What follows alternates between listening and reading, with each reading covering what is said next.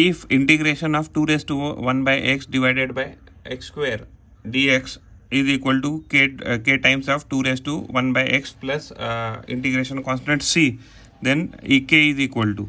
तो एग्जैक्टली अगर हम इस पर्टिकुलर केस में हमें अज्यूम क्या करना है कि अगर हम अज्यूम करते हैं 1/x को अगर मान लीजिए u अगर हम अज्यूम करते हैं, अगर हम इसका du/dx करते हैं तो इसको हमने फंक्शन u कंसीडर किया है।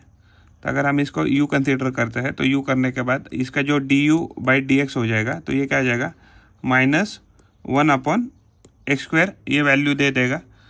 तो अगर हम जो है तो ये du/dx है, तो du का वैल्यू क्या आ गया, तो du का वैल्यू आ गया 1/x² इंटू dx, ये वैल्यू आ गया। तो इस पर्टिकुलर केस में अगर हम देखेंगे तो ये जो है फंक्शन हमारा, तो ये पूरा फंक्शन यानी कि अगर माइनस कॉमन लेते हैं तो x² dx 1/x² dx 1/x² plus dx, इसका वैल्यू क्या आ जाएगा, तो ये du हो जाएगा। तो यानी ये हो जाएगा फंक्शन जो भी हमें गिवन दिया था, तो ये क्या आ जाएगा इंटीग्रेशन ऑफ 2 है। तो 2^1/x को हमने u कंसिडर किया तो हो जाएगा 2 ये हो जाएगा 2^u, ये हो जाएगा इंटीग्रेशन ऑफ 2^u। और हमने क्या देखा 1/(-1/x²) और dx, इसकी सारे की वैल्यू क्या आ रही है, ये सारे की वैल्यू क्या आ रही है, तो du आ रही है। अगर हम इसको 2^u du के साथ अगर मान लीजिए इंटीग्रेट करते हैं तो ये वैल्यू हो जाएगी।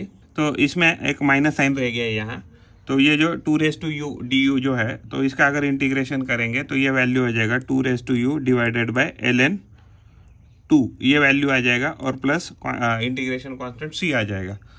और यहाँ एक माइनस का साइन है, तो 2^u क्या हमने कंसिडर किया था, तो 2^u हमने कंसिडर ये माइनस रखेंगे 2 रखेंगे, या 1/x है और यहाँ ln 2 है एंड यहाँ c है।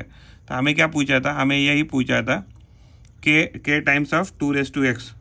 तो ये जो अगर इसमें से इसको सेपरेट आउट कर दे, तो सेपरेट आउट करने के बाद अगर कर दे तो ये क्या हो जाएगा -1 divided by ln 2 2^1/x plus c, ये वैल्यू आ रहा है। तो ये हमारा वैल्यू आ रहा है -1/ln 2 -1/ln 2। तो ये वैल्यू हमारा k का वैल्यू आ रहा है।